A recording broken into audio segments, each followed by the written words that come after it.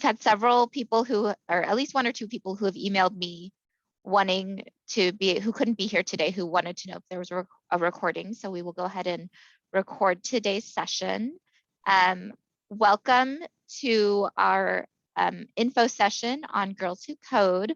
I'm Jennifer Redford, the Youth Services Consultant here at the Idaho Commission for Libraries. I've worked with many of you on the call today before. We have had a partnership with Girls Who Code. I believe this may be our 4th year, at least 3 years, but I think it's year 4. We're going into year 4. We've had several libraries around our state use the Girls Who Code platform to bring computer science and computational thinking to their communities in an easy and fun way. I'm really excited that we have Valerie Tomiki from Girls Who Code. Okay, well, you drive safe.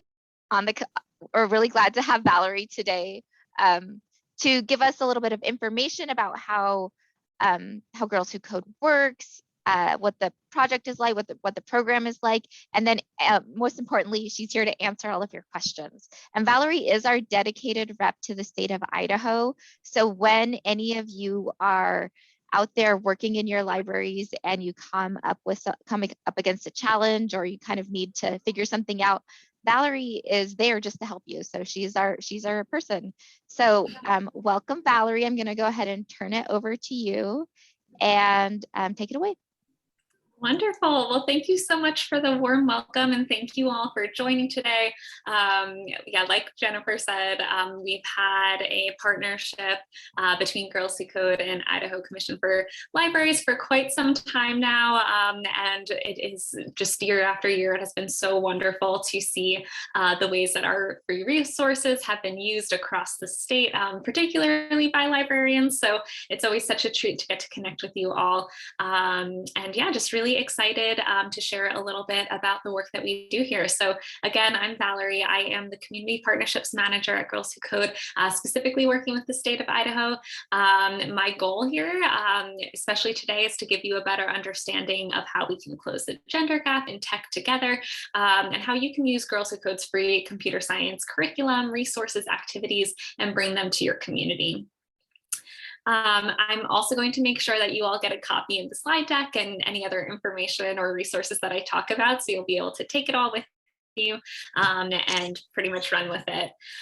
So to jump in, here are just some of the things that we're going to talk about today, a little sneak preview of the agenda, some of the topics that we'll cover. After introductions, I'll talk a bit about the gender gap in tech, why Girls Who Code was founded. I'll talk about Girls Who Code clubs, which really will be the focus for today. And then I'm going to go into a couple sample activities, mock activities that you can implement in Girls Who Code clubs, but might also come in handy just as you're building out programming at your libraries in general. Just hopefully some good best practices to create an inclusive environment for all youth. And then we'll have time for questions, talk about next steps. Since the chat will be going the whole time, definitely feel free to put questions in the chat throughout, and I'll kind of address them as they come, and depending, we'll also get to them at the end. I also just have a little bit of housekeeping. So I know that we've been all using a lot of Zoom in the past year and a half, and so I always like to kind of share out tools or features that I particularly enjoy. I don't know if many of you have used the Annotation Tool before, but this is a favorite of mine that I've been using a lot in presentations lately, and thought that we could use it today. So I wanted to give you all a chance just to try this out if you haven't already. But to access the Annotate Tool, towards the top of your screen, you're going to see a button that says View Options. Then from the drop down, you'll click Annotate. From there, you'll have access to a bunch of different tools, but the one that we're going to use today is the Stamp tool. And you can see there are a selection of different stamps you can choose, but you should be able to choose one, and then you should be able to just stamp right onto the screen and onto my presentation. And so yeah, everyone just feel free to test it out here. This is a fun feature just for getting engagement, especially when you are in a virtual setting. Some of our Girls Who Code clubs have used them when they had to switch to virtual, and it is just a fun way to get everyone engaged and participating. So I'll give it just another minute if anyone else is still just finding the button there. But we'll be using this a little bit more in a moment. All right, so I'm going to go ahead and clear everyone's beautiful stamps and we will move on to some introductions. So again, like I mentioned, Girls Who Code has been partnering with the Idaho Commission for Libraries for a few years now. It has been definitely one of my favorite partnerships that we've had, and really across the state and beyond. We've seen really wonderful kind of engagement in all kinds of ways for all grade levels, really, too. With our Girls Who Code clubs. And all of that is to say that we're here to support you all. Myself and Jennifer, are always kind of interested in hearing, like, if you think you're going to start a Girls Who Code club, but you need a little extra support, or if you're trying to figure out kind of what to do next or how to get going, that's really, what I'm here for, and always really excited to hear from you all. And so hopefully you'll see this as just the beginning of the conversation.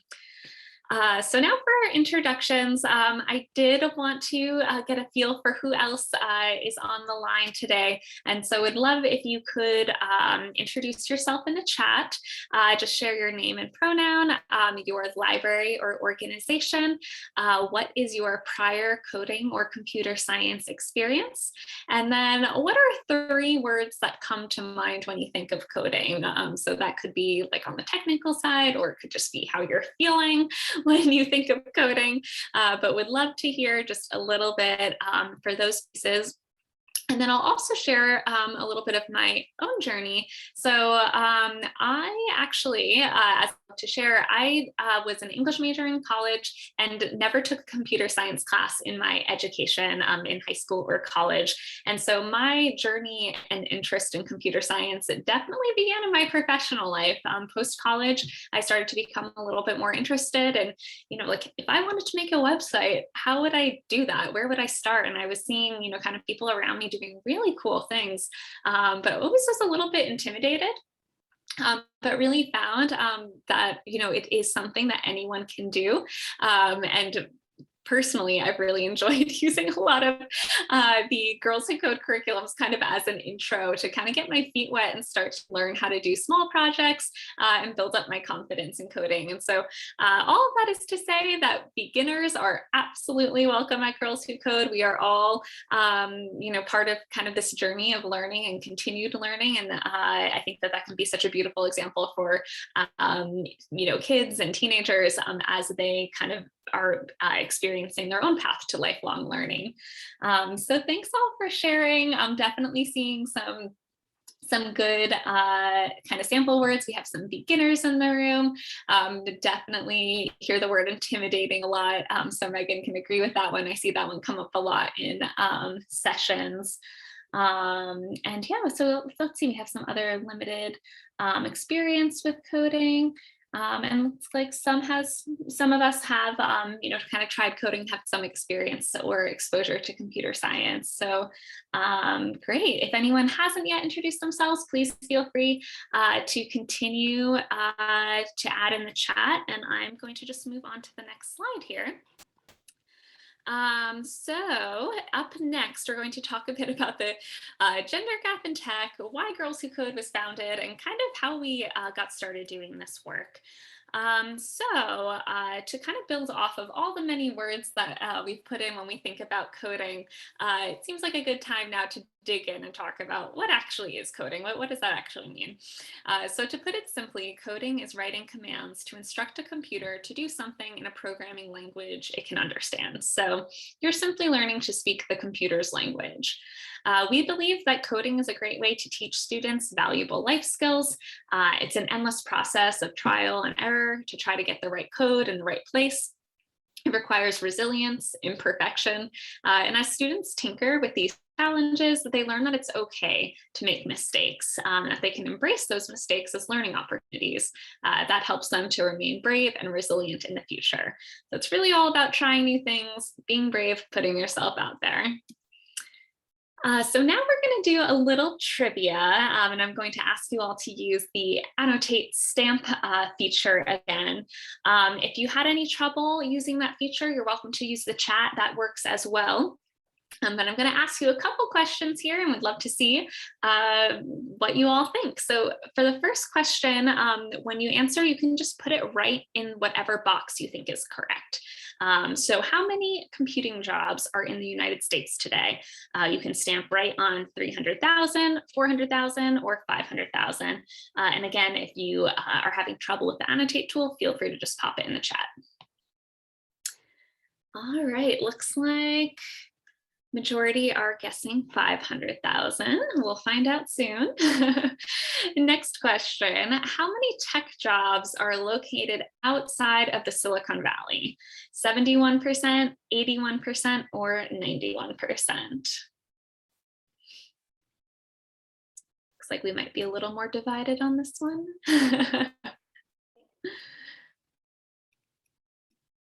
All right, and what is the average salary of a computer scientist? $90,000, $100,000, or $110,000?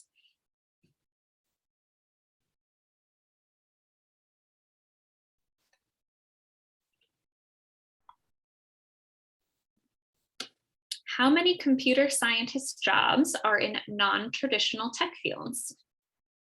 48%, 53%, or 67%.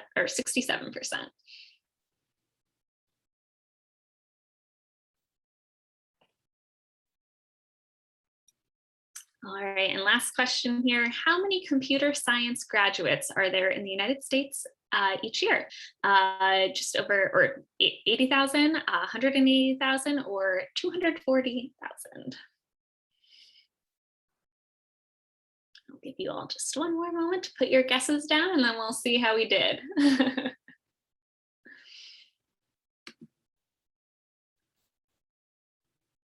Oh, let me clear our beautiful drawings. So while computing jobs in the United States are growing at the overall rate of job creation, supply is failing to meet demand.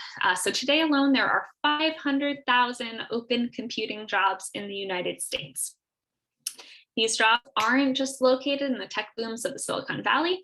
91% of these quite lucrative jobs are located in other places all across the country.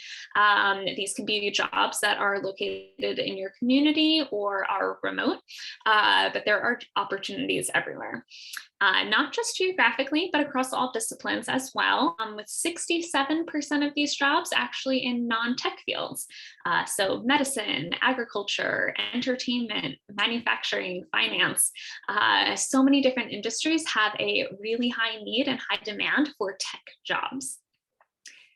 In addition, the average salary of a computer scientist is $100,000 in the United States. So that means there's a huge opportunity here for students, especially of underrepresented backgrounds, to have access to financial freedom and have greater socioeconomic mobility with these skills. So just like you can see here, when we give our young people computing skills, they can unlock great financial opportunity, live anywhere, and apply these skills to anything that they're passionate about. But all of that being said, there are just over 80,000 graduates in computer science every year. So that means there's a tremendous gap between those open roles and qualified individuals to fill those roles. When we look at these demographics by gender, we find that the gap is even larger. So the gender gap has huge implications for a disconnect between computing job availability and workers. When we examine who is graduating with computer and informational science degrees, we see a pronounced exclusion of women, particularly women of color. So this data is according to the National Center for Women and Information Technology. And according to this study, young women make up only 21% of computer science graduates. And within that 21%, only 18% are Black or Latinx. Oh. And so the implications of the gender gap in tech not just stifle the economy, but it stifles opportunity for our youth. And so that's where Girls Who Code comes in. We want to help bring that access and opportunity to every young girl in the country. So Girls Who Code is on a mission to close the gender gap in tech and change the image of what a programmer looks like and does. We do this by providing free computer science programs that inspire, educate, and equip young women and non-binary students with the computing skills needed to pursue 21st century career opportunities in tech. And our vision is to reach gender parity in computing and technology sectors. Girls Who Code is a lifelong sisterhood. So we start providing programming for students as young as 3rd grade, and we continue to provide that support even after they've graduated high school and college, providing support in finding internships and navigating the job market. Our Girls Who Code clubs, which is going to be the main topic of today's conversation, are the free curriculum, resources, and activities to start coding and STEM programs in your own community. We also have our summer immersion program, which is a 2-week summer program that is, as of last year, virtual, and a great opportunity for high school girls and non-binary students to connect with not only computer science curriculum, but with real world employees, staff, and major players in the tech space. Our Code at Home activities are free downloadable activities that anyone can access and use. So it's been a really great resource for families, especially in the past year as people are looking for more things to do at home. And then of course, our alumni and career support. So we have webinar series with interviewing tips, resume tips, strategies for post-high school graduates. We have our alumni newsletter and networking. We have our College Loops program, which is on campuses across the country. And then we also have our hiring and workforce team. And so actually tomorrow we're having a hiring summit for our college age Girls Who Code members to again learn interview, resume tips, and also connect with potential intern employers. At Girls Who Code, we serve all girls. We believe that all students, especially girls and gender nonconforming students, have the ability to change the world through code. And we aim to serve them all, especially those that are underrepresented in computer science in terms of race, creed, background, are free and reduced lunch eligible, or have limited exposure to computer science education. For our clubs program in particular, we welcome all students of all genders to join. I always get that question, what about the boys? What about the boys? And our answer is any student that wants to join a Girls Who Code club is welcome to join. Our curriculum absolutely highlights female models in tech, but we do believe that all students of any gender can benefit from knowing that there are inspiring women in computer science and that they too can be an advocate for gender equity. So far, Girls Who Code has served over 450,000 girls and young women. 50% of those are from historically underrepresented groups in tech. Our college and post-college age alumni sisterhood is 90,000 girls strong, which is nearly 3 times the number of women who have graduated with computer science degrees every year. So all of that is to say that our programming is working.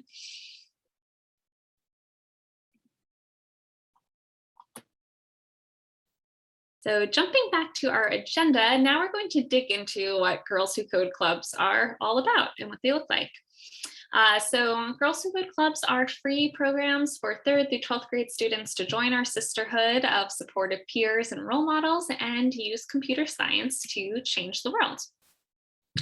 Our curriculum and educational philosophy falls under 3 pillars. So the first one is emphasizing more than code. So at Girls Who Code, we're not just teaching students how to program, we're teaching them computational thinking, how to break down problems and think creatively. These are helpful skills to have in any profession. And we're also empowering our students to be brave and take risks, building their resiliency to tackle any challenge they may face. Through our sisterhood, we let students know that they belong. So research has shown that having a supportive group to learn and grow with can help with retention. And we help students feel supported through an emphasis on community and diverse representation in our curriculum. So once students join our supportive and diverse sisterhood, they're members for life, and they can always lean on Girls Who Code for anything, from questions about applying to college to finding a connection at their dream job. Finally, by prioritizing real-world relevance and impact, we show students that they can use computer science to change the world, and we empower them to use computer science skills no matter what they want to accomplish. So here's a little overview of our 2 club programs. We have our 3rd through 5th grade programs and then our 6th through 12th grade programs. Everything is designed to be flexible. So these 2 program models can be led 100% virtually or in person or hybrid. They can be run synchronously or asynchronously. Really, it is all flexible to meet the needs of your library and your community. So clubs under a standard model would run synchronously, whether you're meeting in person or online. You'd complete each activity of the club meeting together as a group. And then we also have our hybrid model, which encourages your club members to explore their coding project tutorials asynchronously on their own time and allows you to use synchronous club meeting time to focus on select activities. So again, all of this is really designed so that we can kind of go with the flow, be nimble, and provide those free resources to you and your community, regardless of whether you're meeting in person, virtual, or any other combination. Here you have a breakdown of what each club meeting might look like in a little bit more detail. It's very important to us that anyone, regardless of how much or how little computer science experience they might have, that they're able to lead and start a Girls Who Code club. So our goal is to minimize your prep time and provide flexible club meeting guides that make it easy for you to just take the curriculum and run with it. So for our 3rd through 5th grade clubs, each club meeting consists of 3 main chunks. There's an optional opportunity to also do a community building sisterhood activity to kick things off. The reading is broken up with chapter guides. So we provide the reading and the chapter guides, and then activities that relate to what they've learned to discuss how to be brave, resilient, and also introduce coding and computational thinking. Plus, the coding challenges can be done using Scratch if you're ready to start coding, or if technology or access to internet is going to be a challenge, they can also be run offline. So we have those 2 options there. Each meeting ends with a stand-up, which is an opportunity for reflection and feedback to begin nurturing a growth mindset. You'll notice that for 6th through 12th grade, curriculum is made up of similar concepts. It also starts off with that sisterhood activity. In Women in Tech Spotlights, club members explore bravery, resilience, creativity, and purpose through real-life examples of computer scientists and women using computer science skills in a variety of fields. Afterwards, club members work through the Girls Who Code project. So these are the tutorials that help them actually create something. So a website, an app, a game, animation. Throughout that club, they're honing their coding skills. So they're using programming languages like Scratch, Python, or Swift to actually build out these projects and put their ideas into action. Similar to the 3rd through 5th grade curriculum, in the 6th through 12th grade, you'll also see that our meetings end with a stand-up. Each of these components can be run in person or virtually. Again, there's that really flexible option. And in terms of timing, things are really flexible too. Again, we really envision everything here as very much plug and play. So you can look at your own library programming, kind of determine what makes sense in terms of timing or frequency of meeting and just plug that right in. So we really provide everything that you need to get going. So in terms of logistics, we have those customizable meeting guides, student recruitment resources, so flyers, social media, email language, and also virtual facilitation resources. So especially for those of you who might be new to coding, we make sure that you have everything you need from introductory vocab to guidance through the tutorials, so everything's ready to go. In terms of computer science skills, we have additional online training. We have our Launch Your Club webinar, which is essentially once you sign up, kind of a welcome video that shows you where everything is in our curriculum and provides some guidance on how to get started. Everything is just available on our website, so you don't need to download anything additional or have any special kind of programs, anything like that. And then we do have additional professional development resources too, if there is anyone who is interested in growing their own learning in the coding space. In terms of community, we are always there to support. So like I said, my role really is to make sure that you all have everything you need to make sure that if you want to start a Girls Who Code Club, that you're able to do so and that you feel supported. We're always just an email away and ready to answer any and all questions. We also always have kind of just like fun additional incentives going on, things like t-shirts or giveaways. So you'll always be kind of first to know if anything exciting like that is on the horizon. And then additionally, we are, of course, partners with the Idaho Commission for Libraries. So that means just additional support and that Jennifer's also looking out for you and always kind of able to keep me in the loop on if there are any opportunities such as this webinar that I can kind of be in contact with you all and share any info that we have. So now we're going to go into some of these sample activities. And again, these are generally like best practices, things that we incorporate into our Girls Who Code Club meetings, but also hopefully just helpful tips and best practices that might come in handy across the board of your programming. So I'm just including a quick refresher. Again, these are what our club meetings look like for the 3rd through 5th and 6th through 12th grade. So kind of envision this, and now we'll talk about some of the concepts that we use to keep these club meetings really engaging. So there are 5 elements to Girls Who Code programs. The first is sisterhood. And so that sisterhood piece is how we incorporate intentional community building activities into our programs. Next is women in tech.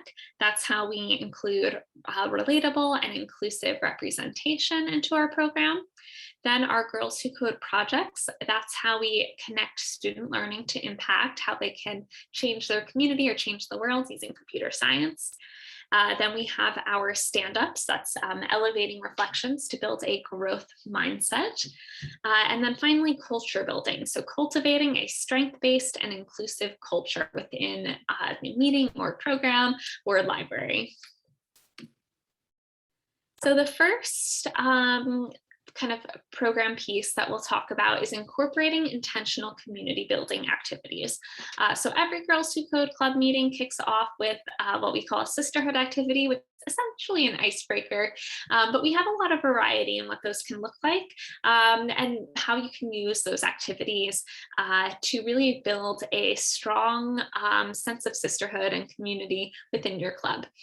So the icebreaker activities are great for helping students get to know each other better, especially if you're considering leading a club for multiple grades or maybe even more than one school might be being pulled in. Not everyone might know each other, and this could be a great opportunity to build new friendships and also just build up community in general.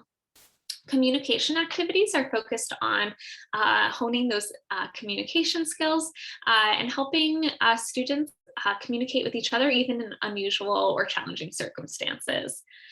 Teamwork activities, so those are having students work in teams to solve problems together, also identifying the different strengths that they can all bring to the table. And then innovation activities, so inspiring them to think creatively and sharing out ideas, creating a space where everyone feels comfortable speaking up, sharing ideas, and contributing to the overall projects and goals of the group. So here's an example of a sample sisterhood activity, an icebreaker. This one's called the shakedown. It's a fun energizer activity that we use, helps to get the blood flowing a bit, wake students up a bit. I think especially if you think about when libraries might be hosting a Girls Who Code Club, it might be after school, after they've been maybe sitting at a desk all day, feeling a bit burnt out. Maybe it might be on a Saturday morning and they're feeling a little groggy or tired.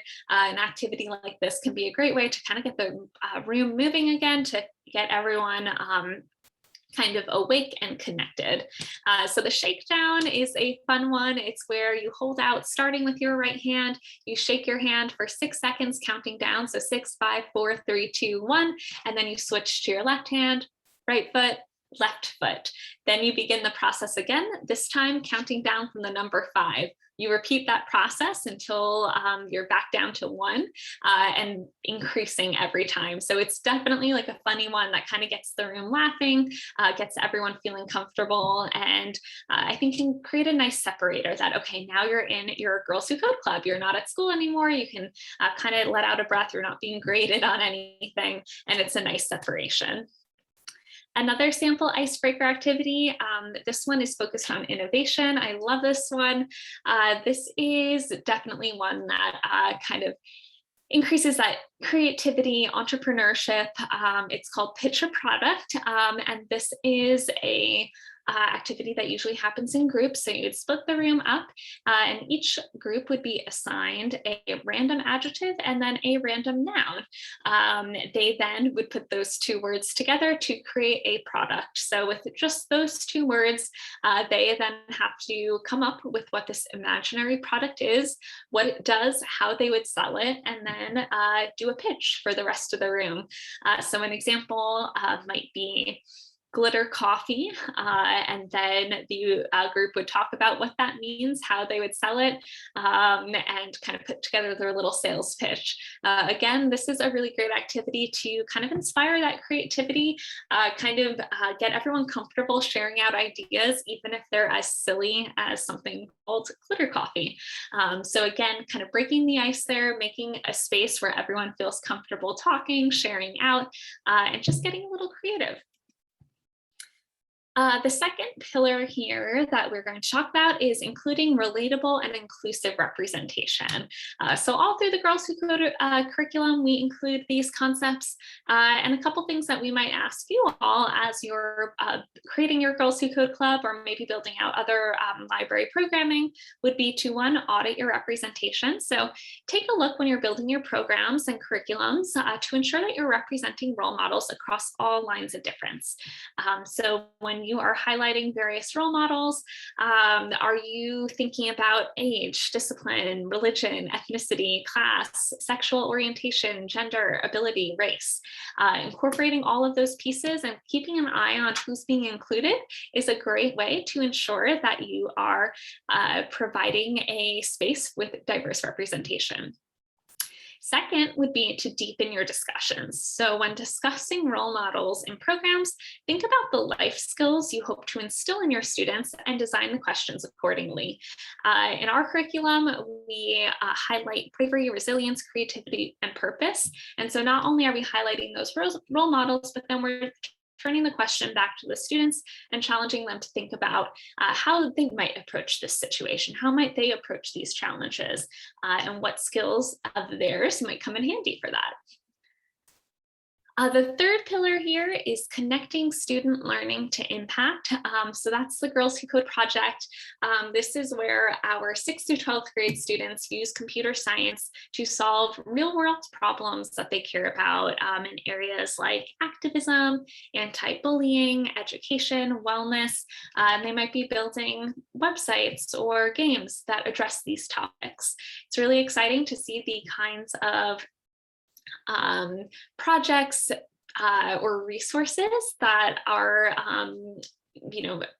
elementary, middle, high school students can create when given the tools to create those resources.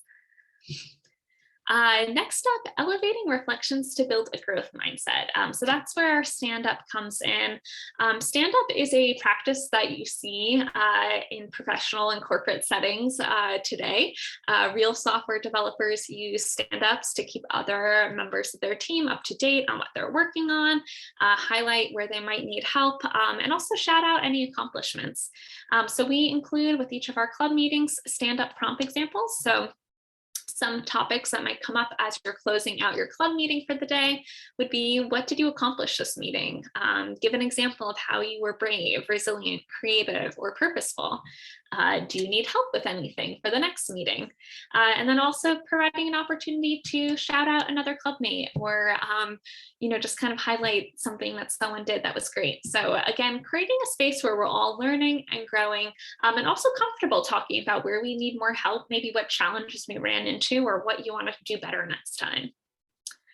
And then finally, we have building a strong, strength-based and inclusive culture. So building connections, care, and empathy across your club meeting, because again, creating that sisterhood, creating that safe space for students to be themselves, to ask questions, to maybe try something and not get it right the first time, but then try again and get it that second time. So some ways that you can build empathy in your club might be creating a collective class mascot.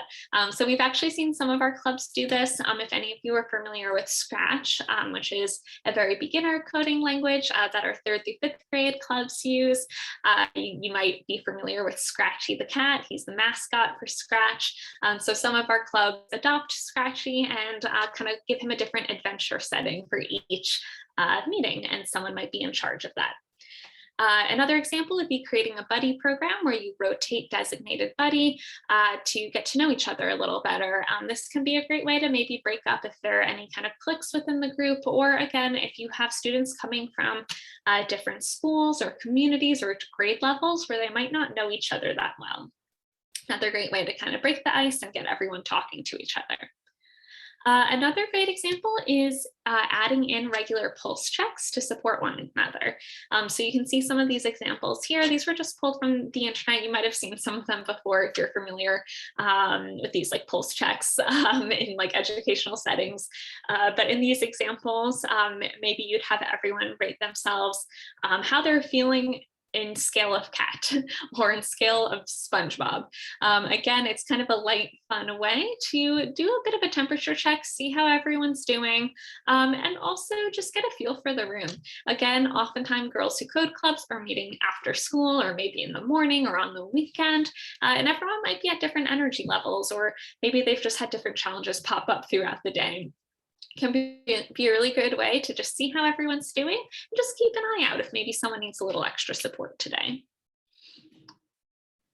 Another kind of connection to the building strong strength-based and inclusive culture is revisiting those classroom amendments or club amendments. So making sure that the club stays fun, stays inclusive, and if you need to make adjustments that you're able to do that. 2 other really important things: celebrating your successes. We found that it's worked really well for Girls Who Code clubs to end the semester or the year with a celebration or graduation or showcase of some kind. Sometimes clubs might invite parents or family members to come for that very last club meeting, and they can show off their website or app or what they made, what they learned. And then finally, celebrating your failures.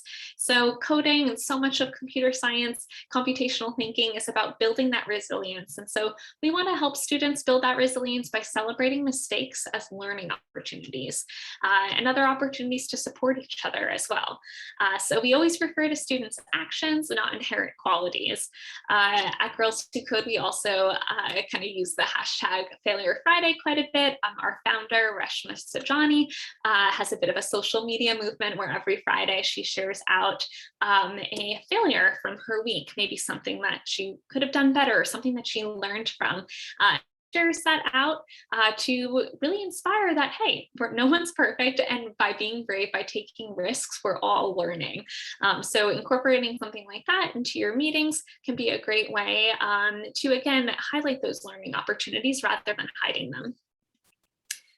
Another really great way to build that culture is building in leadership roles. We found this to be especially successful in the middle and high school level, especially high school, where students are often looking for some more leadership opportunities.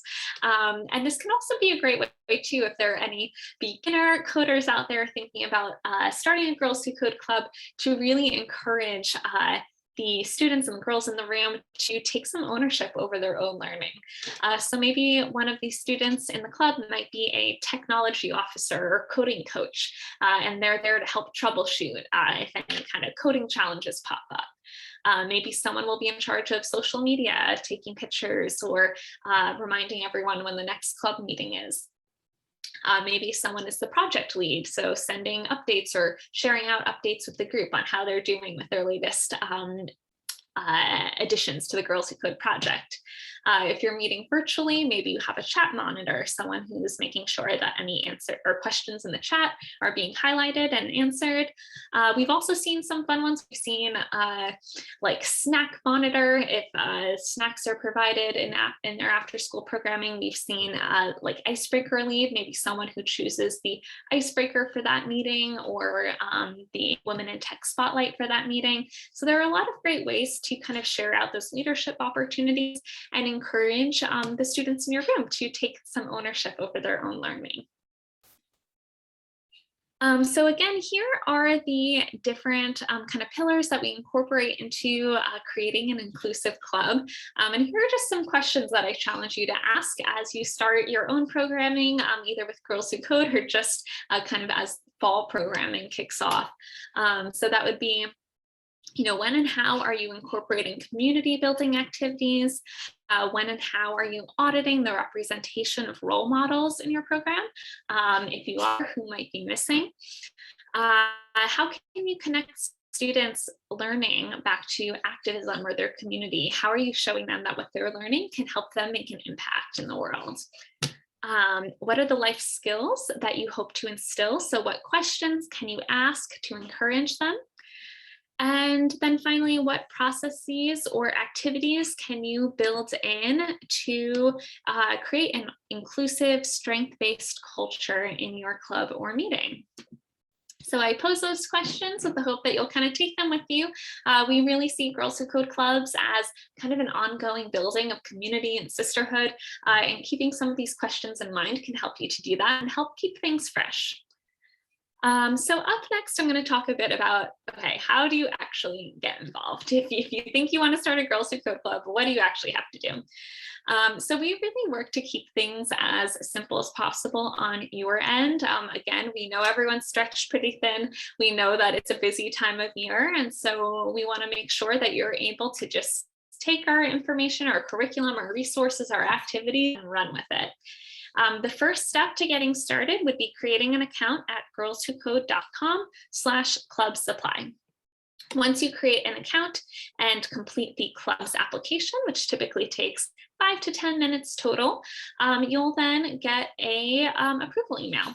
When you fill out that club's application, we're really just checking for 3 things. We just want to make sure that you are affiliated with a library, a school, a nonprofit of some kind. We want to make sure that you have access to our curriculum. So whether that means technology, internet, or able to print out those materials. And then we want to just make sure that you have someone 18 or older who can lead the club. So if you are already employed by the school or library where you might be hosting the club, your process is pretty streamlined because you've already been background checked. If someone from your community, let's say a parent or community member, college student, wants to lead a club, they would have to work with you or someone else at the library or school to ensure that they have access to technology, all of those things that they need. And then we also support with any additional background check that might be responsible. So we're always happy to help if you're kind of looking for creative solutions, ways to get other people involved. Also, when you complete the Girls Who Code Club applications, be sure to indicate that you are with the Idaho Commission for Libraries as your community partner. Once you fill out, I think it's like towards the end of the application, but once you filled out, the library that you're affiliated with, your information, we'll ask if you're affiliated with any community partners. That's where the Idaho Commission for Libraries comes in. That's how myself and Jennifer can make sure that you're part of this community, that you have all the kind of fun additional resources and swag opportunities that pop up as well. Once you've done all those steps, then you're pretty much ready to go. You'll have full access to all of our curriculum, our resources, really everything that you need to get going. When you submit the club application, you don't need to get started right away. You're able to just fill out the application if you want and then start the club a little bit later if that makes sense for you. And we typically do encourage just fill out the application first, so then you can kind of poke through the materials and get a feel for everything. I will also highlight that this week we're actually doing some back to school giveaways. So every day this week we're doing a raffle for anyone who submits the club's application. Today, so yesterday we gave out a set of our buttons so that you could give them out to students in your community. Today's prize, I think, might be the best one. It's a $50 gift card to Amazon that you can spend however you like. We're actually giving 2 away. We're giving 1 away to someone who starts a new club and then 1 away to someone who renews their club from last year. So really excited about that one. We're also giving out prize every other day this week. So again, if you're kind of on the fence, but you think you want to get involved, it might be good to sign up this week just so that you can be included in the raffle. Once you actually submit the application, then we kind of swoop right in to help you out. Right after you submit that application, you'll get a welcome email from us, essentially saying, welcome to Girls Who Code. Here's how you can access everything. We provide our Launch Your Club webinar, which kind of walks you through all of our resources, various information, how to get started, best places to look first in our curriculum. We have the Plan Your Club checklist. That's a personal favorite of mine. I'm a big checklist person. And so it kind of breaks down, what do you need to do to get ready and what should you do on your first meeting? We also have all the student recruitment resources. So I mentioned that earlier, the flyers, social media posts, sample email language that you can just copy and paste and send out. And then we also have support with kind of figuring out the logistics of, okay, so how many meetings do you want to have? How frequently do you want those meetings to be? How long do you want them to be? And then from there, you pretty much are ready to go. We also have a few other kind of fun things for students this year. We are really, really excited to share that every Girls Who Code Club member this year is going to get a free t-shirt. We've done that in the past, and we actually did update our design. So if you've gotten a free t-shirt from us before, you'll now have a new, different free t-shirt, which is always exciting. I'm excited to get mine as well. Because I've had my old one for about 2 years now, so ready for the new design. And then I also have heard some rumors that I think we're giving out notebooks to everyone as well. So it'll be a fun little kind of package of various Girls Who Code swag for every single student and facilitator. So that's really exciting on the horizon as well. In terms of additional support, here are just a couple of the resources. So we have our Girls Who Code Clubs team that can be reached at clubs@girlswhocode.com. This is kind of our technical team. If you run into any kind of technical, like troubleshooting type of stuff, they're always able to help with application HQ questions. Really great resource. We also have CC on our clubs team. She provides really great recommendations for actually running the club. So like, let's say you're going through the curriculum, you find an activity that you like, but you just have a couple questions about it. CC is great and provides really great support there. Of course, I am here for you all every step of the way. So please feel free to email me anytime, especially if you're trying to get up and running and if you just have any questions about getting started.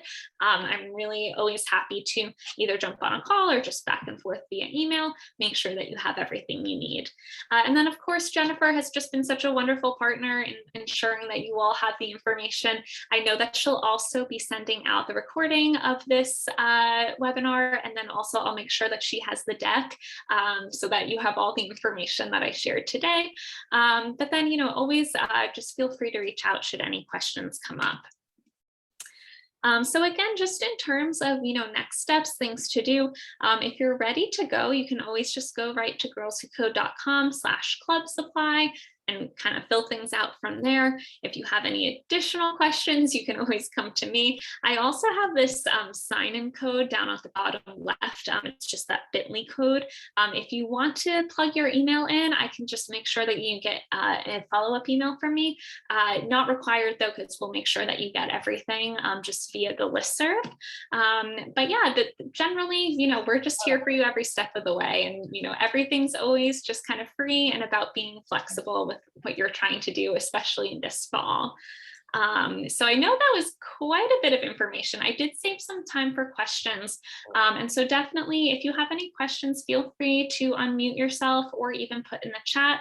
I'd also be interested to hear, if there is anyone who knows that they want to start a Girls Who Code Club, but maybe has any questions, or maybe if you have any hesitations that you just want to talk through.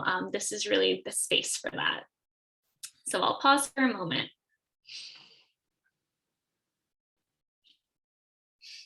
So first question from Megan. I think you may have mentioned this, but are both the 3rd through 5th and 6th through 12th grade clubs available virtually? So yes, everything is available virtually, in person, hybrid, and any combination this year. That was definitely kind of a big pivot for us from last year. We wanted to make sure that if anyone starts out in person and then has to go virtual, that they're able to do that, or vice versa, that the curriculum is always available in every way.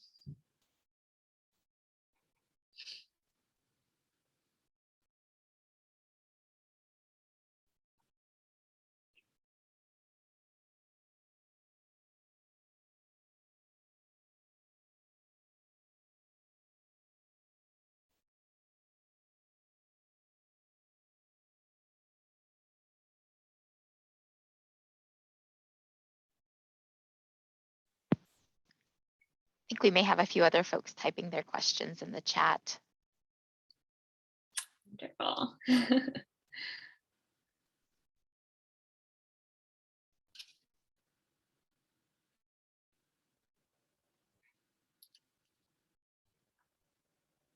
So Valerie, I think you might have mentioned this, but the 3rd through 5th grade clubs are usually like they're kind of a book club model, and Girls Who Code provides the books, right?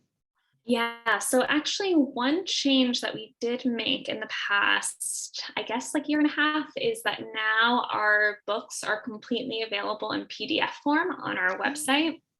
And so we used to send the hard copies to all the students, but we found that sometimes there was a bit of a delay where, maybe you wanted to have your first meeting next week, and then with just shipping, it sometimes would take a while, or if then a new student joined. So now everything's available virtually. So we've had our 3rd through 5th grade groups kind of do any combination of things. They might, if they have access to the technology, maybe everyone will have the reading in front of them on the screen, PDF form. We've seen some groups project it kind of to the front of the room. We've also seen some groups print out the packets for each meeting. So you kind of have all the different combinations or options depending on what works best with your group. One of the good things too about having it virtual is that we're always able to add, or having it available in PDF form is that we're always able to add new content as well. So we have our first 2 books in our series completely uploaded, separated out by chapter with chapter guides. And then we're always adding new activities as well. The librarians here really love a book club.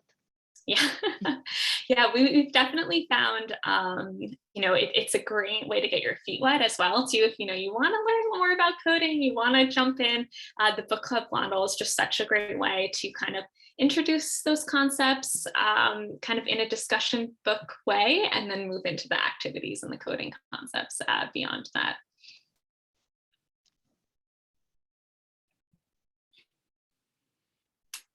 So next question, what is the average size of a club? Is there a minimum to be successful? So another really great question. We typically say, there's no real minimum, but I would say at least 3 students is really kind of our minimum to, I think, have all of that engagement, that team building. But 3 is pretty small. So we do have clubs as small as 3. We have clubs as large as 30. Once you start to get up there, we typically recommend, maybe splitting up the group. But I would say most Girls Who Code clubs are probably, around 10 to 15 students. And we found that size works really well. But again, it's really kind of down to what works for your community. If just a few students are interested, we still provide everything, make sure you get all of those free resources. Or if more students are involved, you could always have session A and session B, or you could just have a larger group. So it's kind of up to your discretion.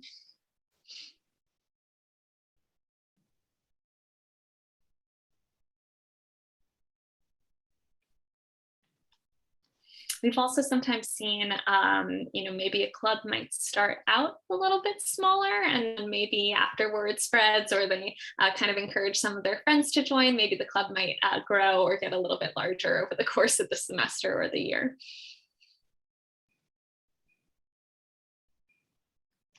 As I was listening to you over the past hour, one of the things that I was really struck by was how much of the club is actually not focused on coding, but is focused on so much of those other skills that children need to be successful when they are actually ready to code. So when those of you who do story time know that we talk about pre-reading skills a lot and how we have to help children kind of build their brains so that when they're ready to learn how to read, they have all the parts and pieces kind of in line, so they know to identify their letters, etc.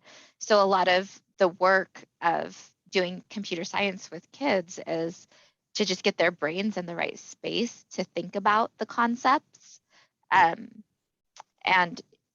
we're pretty fortunate in Idaho that we have the Idaho STEM Action Center, which does a lot of great work around computer science. And there are a lot of opportunities in Idaho for kids to really get into the nitty gritty of the tech. But what this club does is that it really sets that platform up so kids can be successful for it. Yeah, absolutely. We definitely have a big focus on those social emotional pieces. And then also, kind of setting the groundwork for, computer science can be hard. It can be challenging. And, at any point in your life or your career, you might find that, even in your work, sometimes you don't get things right the first time and you have to try again or do a little research or troubleshoot. And that's a very normal thing. And I think sometimes for young people, there's kind of this concept of I'm either good at it or I'm not.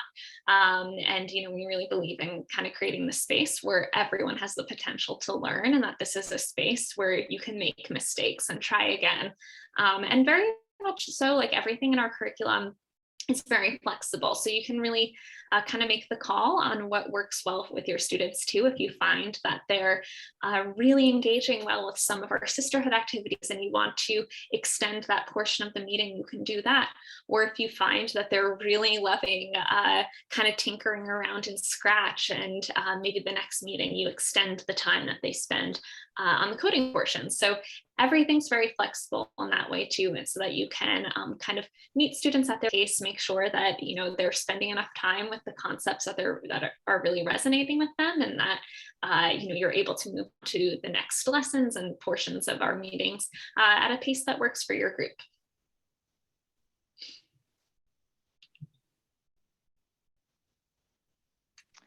Do we have any other questions for Valerie, or anybody have any thoughts they'd like to share with the group?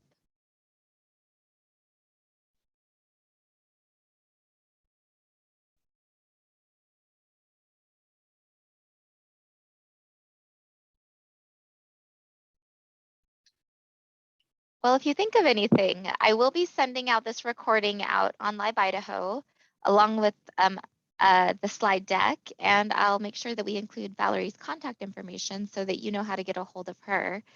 Like she said, it's pretty easy to get started. You just go to the link to apply and fill out some information. Make sure to note the Idaho Commission for Libraries is your community partner, and you'll get access pretty quickly to all of the resources, and there's a lot there.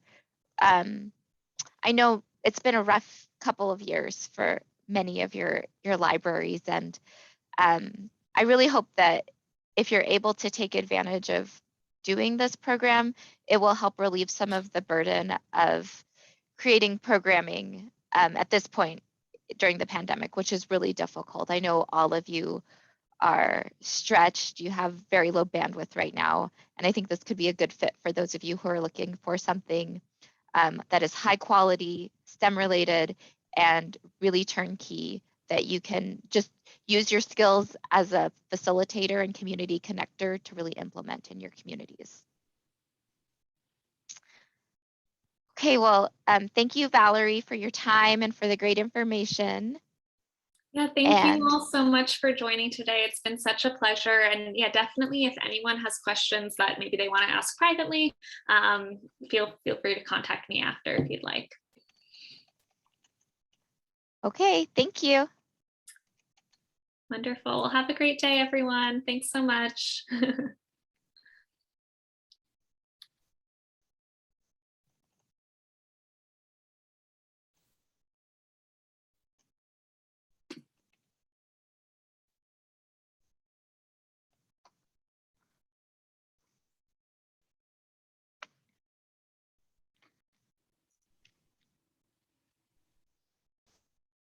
Okay, I'm going to stop the recording.